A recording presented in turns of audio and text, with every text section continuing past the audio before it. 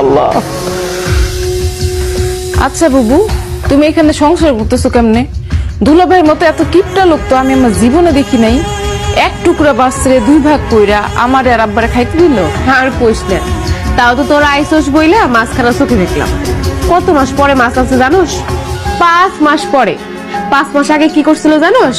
Guinea guinea কয়েকটা তিতপুটি মাছ আনছিল, আর সে মাছগুলারে এক একটারে 3 টুকরা করছে।